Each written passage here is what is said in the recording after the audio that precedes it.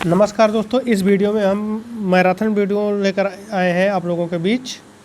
और इस वीडियो में हम लगभग कंप्लीट करने की कोशिश करेंगे क्योंकि टाइम बहुत कम है। तो बोर्ड पर हम ना पढ़ाकर विद्या को ही आधार बनाकर मैं यहाँ पर पढ़ाने जा रहा हूँ। तो क्वेश्चन को ध्यान से देखते हुए समझते हुए चलेंगे। पहला क्वेश्चन है, अंग्रेजी के बड़े अक्षरों की ऊंचाई कितने खानों की होती है? तो सारी जो चीज़ें हैं वो आपके कितने खानों की होंगी? 7 खानों की होती हैं। ठीक है, ये आपको ध्यान रखना है, जो भी है वो 7 खानों की है। अगला क्वेश्चन है, अक्षर एम और डब्ल्यू की चौड़ाई, तो वो आपका 5 खानों का होता है। एम और डब्ल्यू की जो चौड़ाई होती है वो आपका 5 खानों का होता है। बाकी सारे चीज़ें 4 खानों में होती हैं। ठीक है, बाकी कितने खानों की होती हैं? 4 खानों की। जैसे ए हो गया आपका, बी हो गया, सी हो गया, ये आपका कितने का हो जाएगा? 4 खानों का हो जाएगा। बाकी एम और डब्ल्यू कितने का है? 5 खानों का है। अगला क्वेश्चन क्या है कि प्रत्येक 2 अक्षरों के बीच कितने खानों का रिक्त स्थान छोड़ते हैं?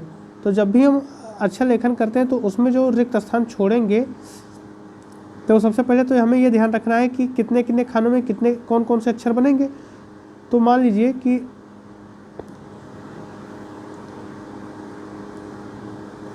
ये हमने खींच दिया। ठीक, अब हम क्या कर रहे हैं,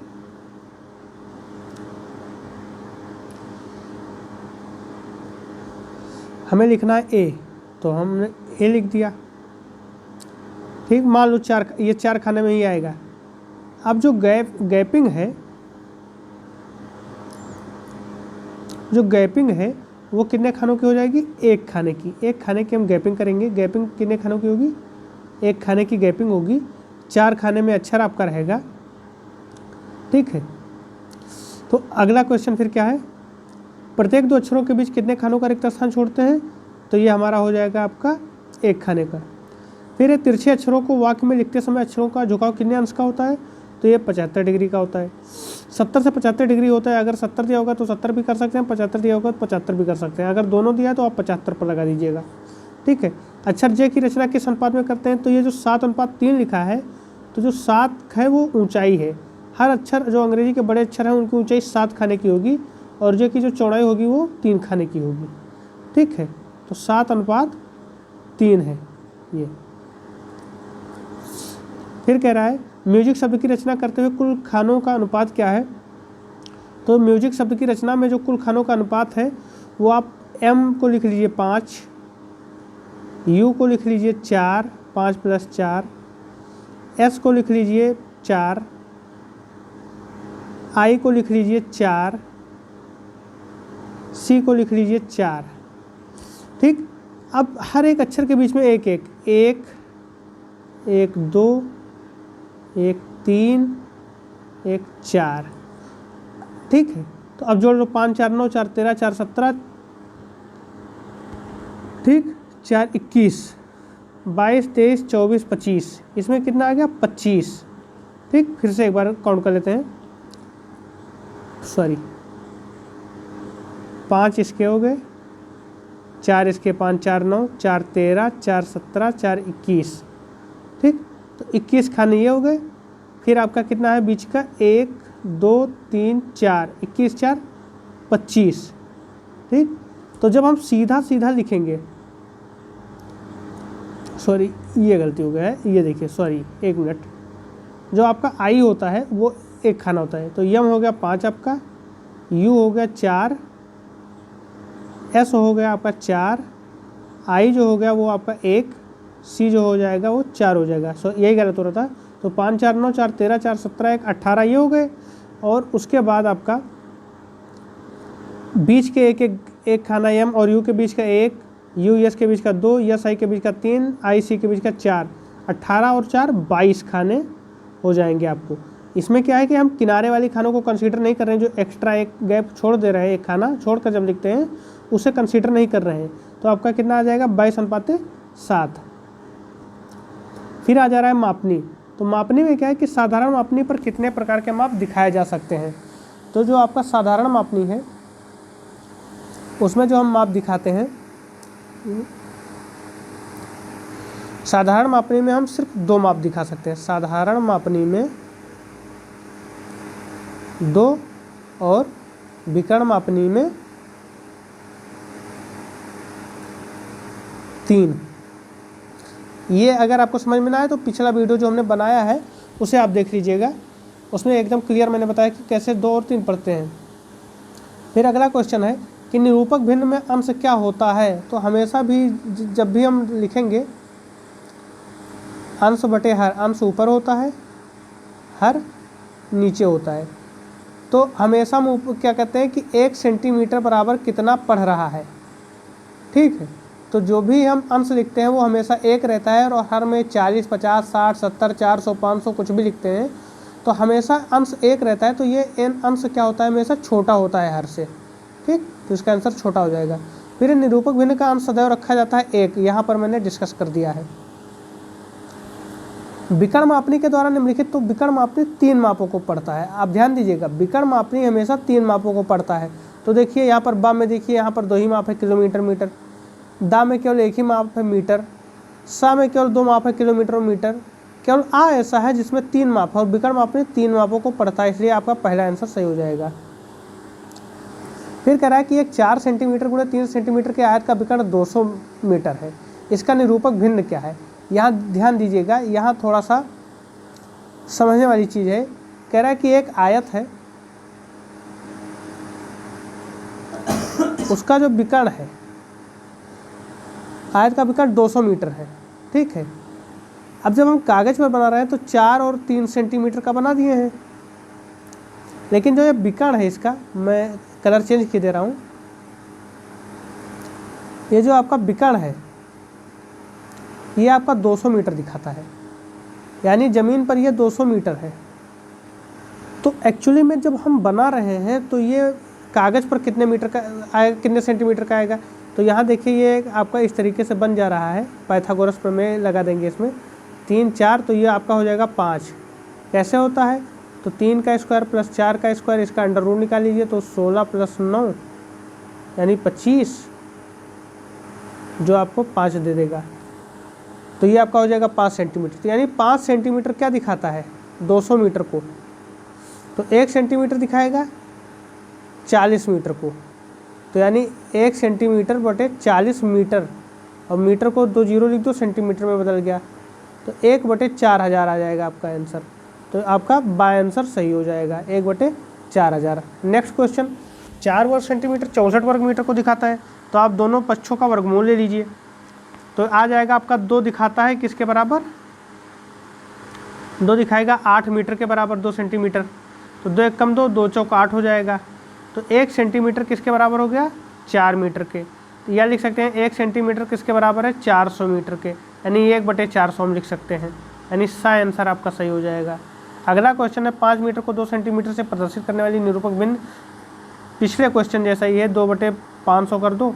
500 इसलिए क्योंकि 5 मीटर है, 2 जीरो लिख देंगे तो 500 सेंटीमीटर, 2 कम 2 250, यानी 1 बटे 250 आपका सा आंसर सही हो जाएगा। अगला है निरूपक भिन्न की इकाई क्या होती है। तो निरूपक भिन्न की कोई इकाई नहीं होती है, आपके ध्यान रखिएगा।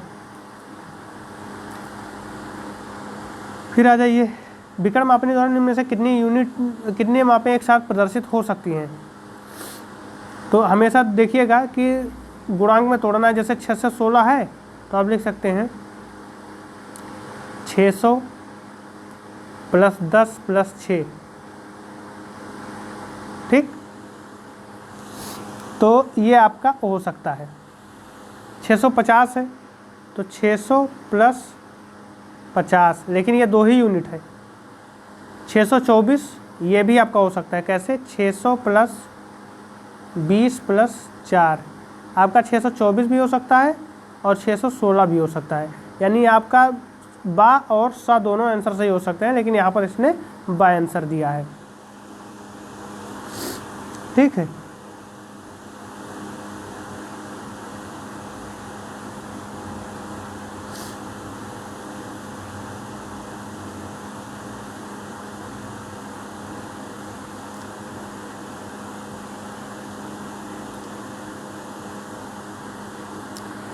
अगला क्वेश्चन देखिए, समपरिमाण मापनी बनाने में प्रयुक्त तीनों रेखाओं का कोण क्या होता है। तो जो समपरिमाण मापनी हम बनाते हैं वो किस तरीके से बनाते हैं, 30 ऐसे कर दिए, एक रेखा, फिर एक 90 डिग्री का कोण, एक 30 डिग्री का कोण। ठीक, इस तरीके से हो गया आपका, और यानी 30 डिग्री हो गया आपका। इधर से भी आपका एक 30 डिग्री रहता है। ये आपका 60 डिग्री हो गया, ये आपका टोटल 90 डिग्री हो गया। ठीक, लेकिन जब भी इसमें आंसर आपका 30, 60, 90 दिया हुआ है, लेकिन जब भी आप बनाएंगे तो तीनों रेखाओं का जो कोण होगा वो आपका क्या होता है, एक 45 डिग्री का होता है। ये आपका इस तरीके से होता है।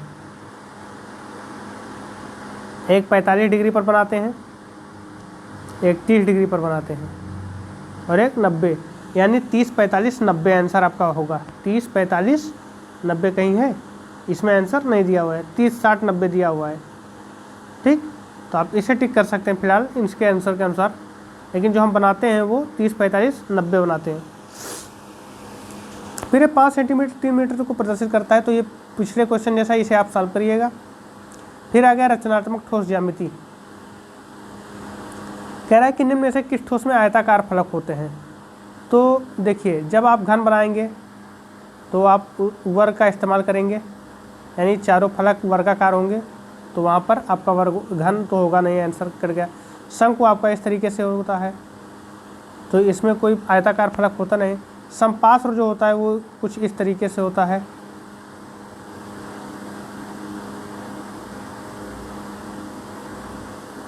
जिसका फलक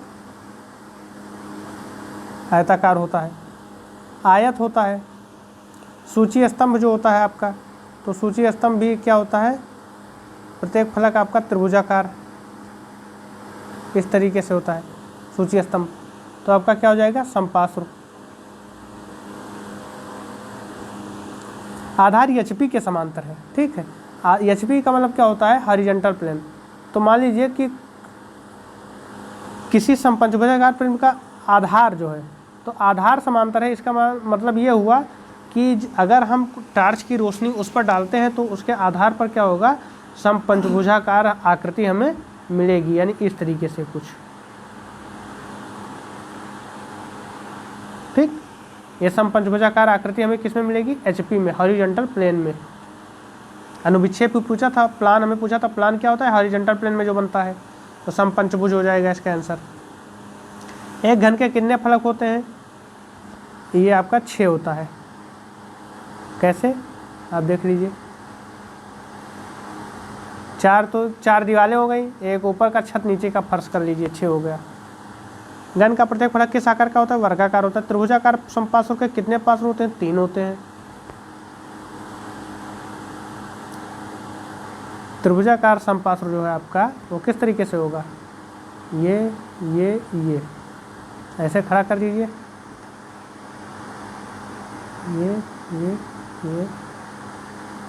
ये ऐसे बन गया आपका त्रिभुजाकार समपार्श्व।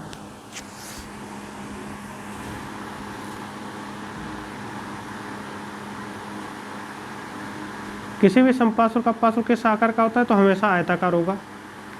त्रिभुजाकार समपार्श्व का सिरे का आकार क्या होगा, त्रिभुज होगा।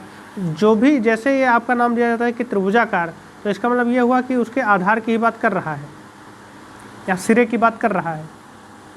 निम्नलिखित में से किस ठोस में त्रिभुजाकार फलक होते हैं, तो घन में तो होते नहीं हैं, आपके घन में तो होते नहीं हैं, गोला में नहीं होते हैं, सूची स्तंभ में होते हैं। फलक मतलब होता है कि दीवार उसका एक,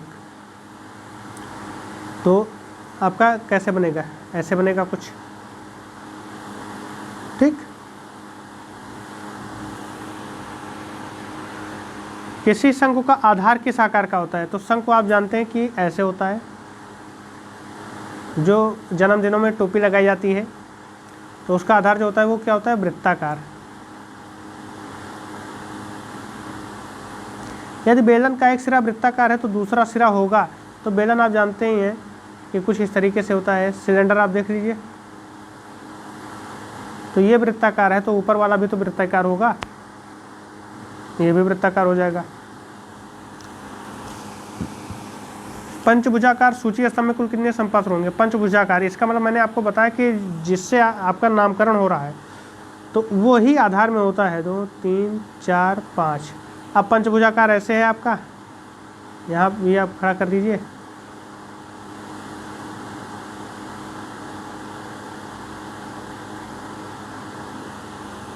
बन गया पंचभुजाकार। कुल कितने त्रिभुजाकार समपार्श्व हो गए समपंचभुजाकार सूची स्तंभ में?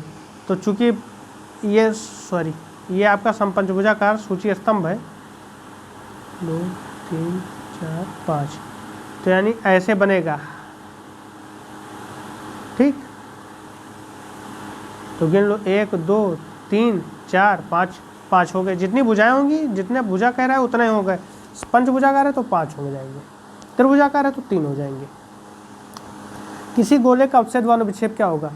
तो उच्छेद क्या होता है, जैसे मान लीजिए कि आपके पास सामने एक पर्दा और एक गोला है और इस पर आपने टॉर्च से रोशनी जलाई, तो यहाँ पर क्या बनेगा आपका? एक सर्किल बनेगा ऐसे।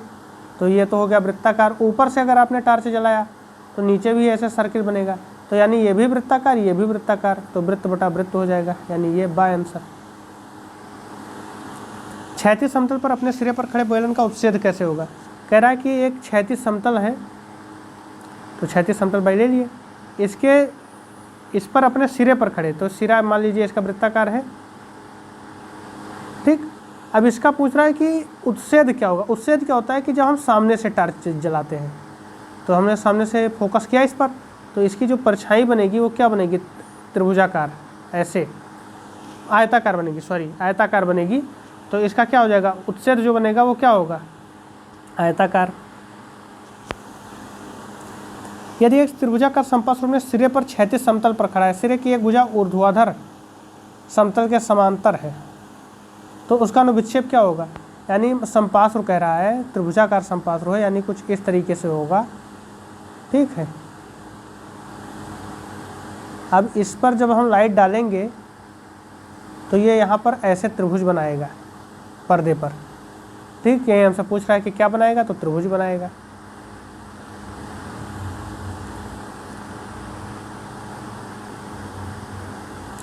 शंकु तथा बेलन का पार्श्व किस आकार का होता है? तो शंकु तथा बेलन का जो पार्श्व होता है, हमसे ये नहीं पूछा कि अनुविच्छेद या उच्छेद, नहीं, कुछ नहीं पूछा ये सब। ये पूछा है कि उसका जो पृष्ठ होता है वो कैसे होता है, तो घुमावदार होता है, यानी वक्राकार। अब यहाँ पर आप वृत्ताकार नहीं कह सकते, क्यों? बेलन का तो आपका वृत्ताकार हो सकता है, लेकिन शंकु का वृत्ताकार नहीं हो सकता है। यहाँ पर कुछ दूसरा है, यहाँ पर कुछ दूसरा है। एक घन के कितने कोर? 12 कोर। कोर का मतलब क्या होता है? कोना। तो आप गिन लीजिए, एक कोना ये हो गया, 2 कोना, 3 कोना, 4 कोना, 5 कोना, 6 कोना, 7 कोना, 8 कोना। ठीक, ये कितने कोने हो गए आपके? किनारे हमसे पूछ रहा है, कोना नहीं पूछ रहा है, किनारा पूछ रहा है। तो गिन लीजिए कितना होता है? 1 2 3 4 5 6 7 8 9 10 11, और कौन सा बच रहा है आपका? फिर से गिन लेते हैं। हमारे पास ये आपका हो गया शंकु, घन। इसके हमसे कोने पूछ रहा है कि कितने किनारे होते हैं, तो गिनते हैं। रेड कर लें, ग्रीन कर लेते हैं। देखिए एक आपका ये हो गया, 1 2 3 4, ऊपर हो गए 1 2 3 4, नीचे हो गए 8 9 10, ठीक, 11 और 12। ठीक है, 12 कोने हो गए।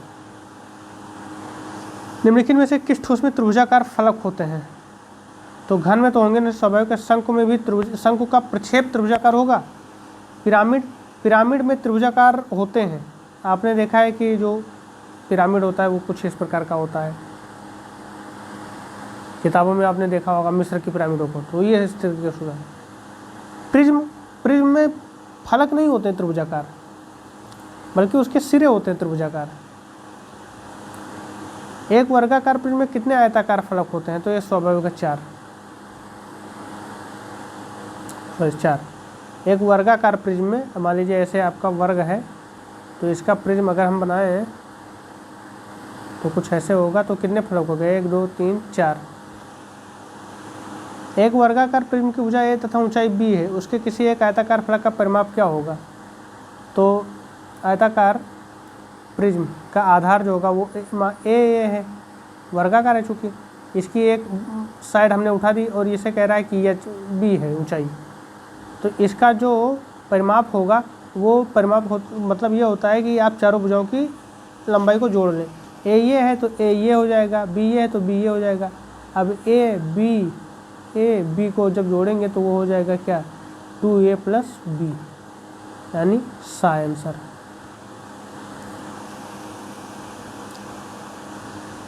फिर है षटभुजाकार समपार्श्व में कुल कितने आयताकार फलक होते हैं। षटभुजाकार समपार्श्व में कुल कितने आयताकार, तो जितनी भुजाएं कह रहा है हमने आपको यही बताया है कि जो आगे कहे वही कुल एक। 2 षटभुजाकार मतलब 6। किस ठोस का आधार वृत्ताकार होता है, तो शंकु का।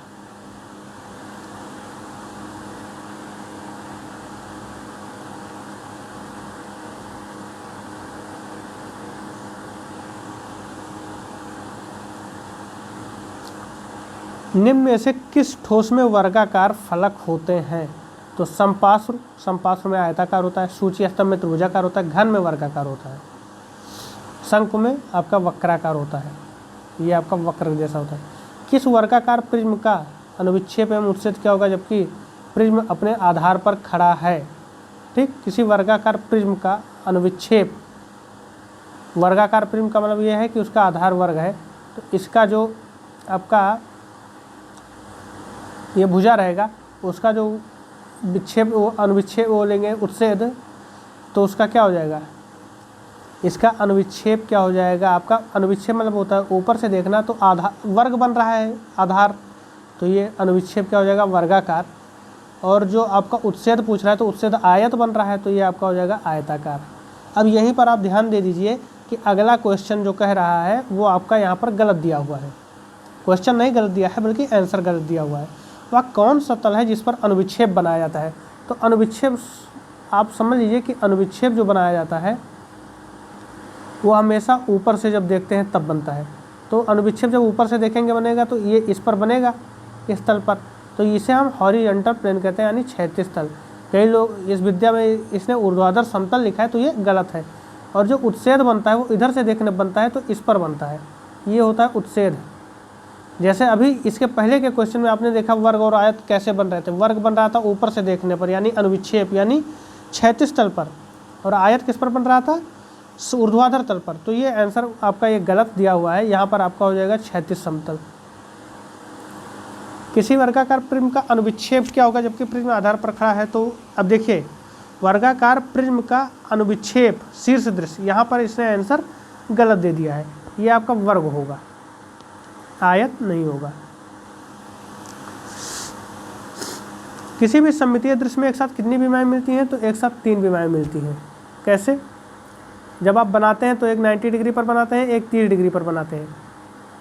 तो मान लीजिए कोई भी अक्षर आपने बनाया, यफ करके बना दिया, तो यफ जब आप बनाते हैं तो आप क्या करते हैं, थोड़ा फिर से देख लीजिए, बनाया आपने ऐसे 30 डिग्री पर, एक बॉक्स बना दीजिए,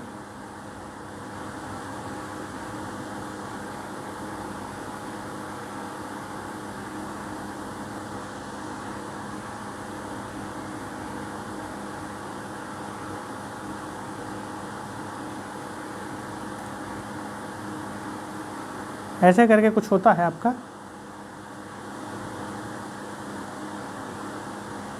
ठीक, तो उसमें जब आप बनाते हैं, मान लीजिए यफ आपने बनाया है, तो यफ कैसे आप बनाएंगे, ऐसे बनाएंगे,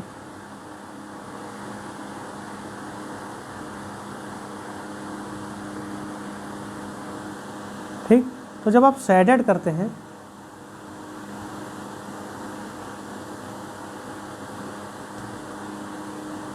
तो आपने शेडेड किया एरिया को,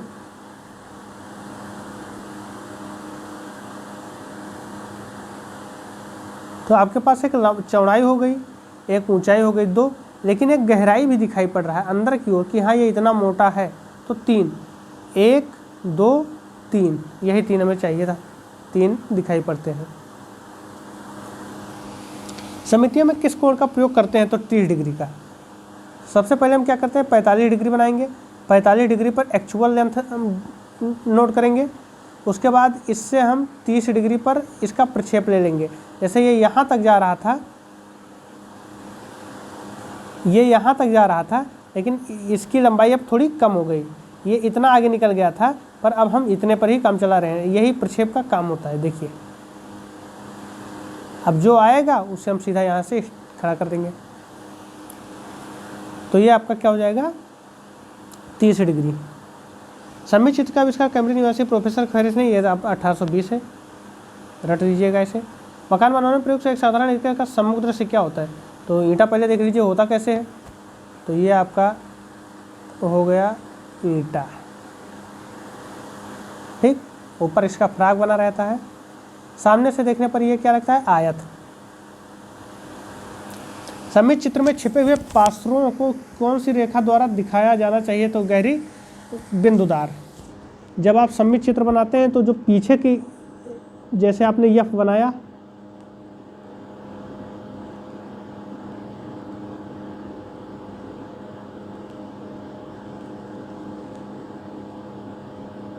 ऐसे करके कुछ एफ बनता है,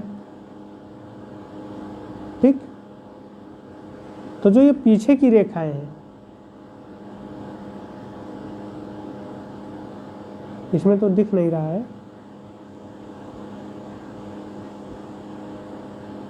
जैसे मान लीजिए आप घन बनाते हैं, तो घन बनाने में क्या होता है कि जो रेखाएं हमें दिख नहीं रही हैं, जैसे ये दिख रही हैं, लेकिन अंदर की ये रेखाएं हमें दिख नहीं रही हैं, तो हम गहरे डॉटेड लाइन से हम दिखा देंगे।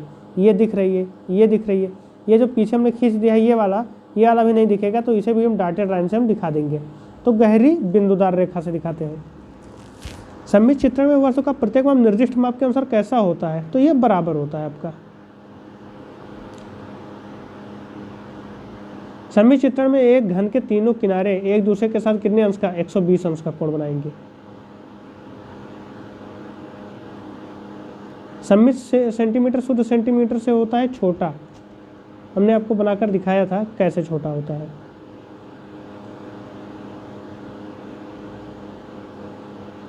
ये 30 हो गया, ये 45 हो गया। 45 पर जो चीज़ें यहाँ होंगी, 30 पर वो यहाँ होंगी, तो ऑटोमेटिक छोटा हो गया।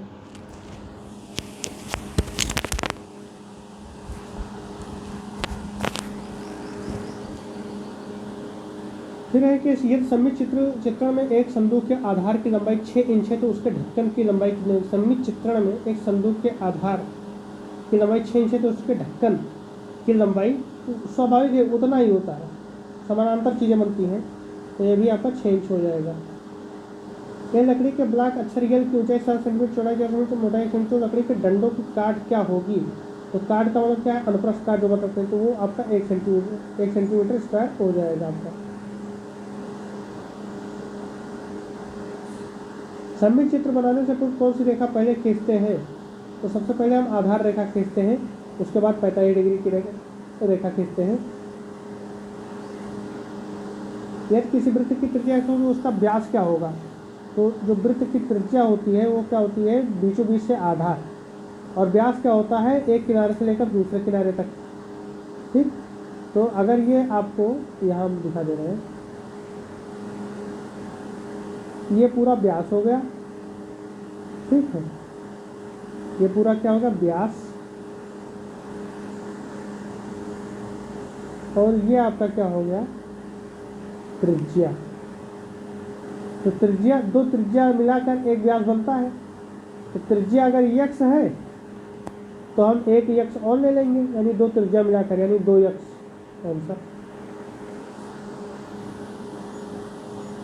एक षटभुजाकार पिरामिड में कितने त्रिभुजाकार फलक होते हैं? जितनी आकृति होती है उतनी हो जाते हैं।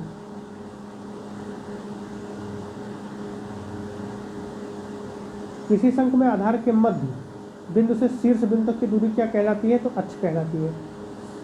यानी मतलब ये है आपका, ये शंख है, इसके बिंदु से बीच से ये दूरी आपकी क्या कहलाएगी? तो ये आपकी अक्ष कहलाएगी।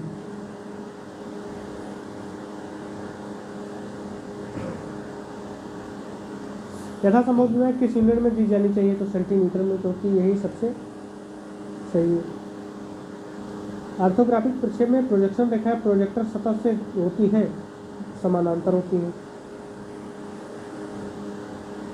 प्रथम कोण प्रक्षेप में वस्तु को रखा जाता है, तो प्रथम कोण प्रक्षेप में आप क्या करेंगे कि इसमें क्या है कि सामने जो देखेंगे वो आपका VP हो गया, ऊपर से जो देखेंगे वो HP हो गया। उसके बाद हम 180 पर घुमा देते हैं, क्योंकि इस तरीके से बनाना हमारे लिए संभव नहीं होता है। तो 180 पर घुमा देंगे तो VP ऊपर हो जाएगा और HP नीचे हो जाएगा। तो क्या हो जाएगा,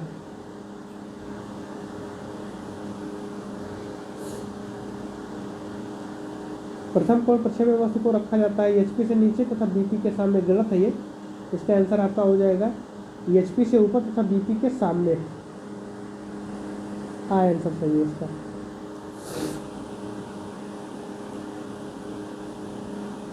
तो इस तरीके से आपका जितना भी बहुविकल्पीय था वो कंप्लीट हुआ। इसमें कुछ आंसर गलत दिए हुए हैं, उन्हें आप ध्यान दीजिएगा।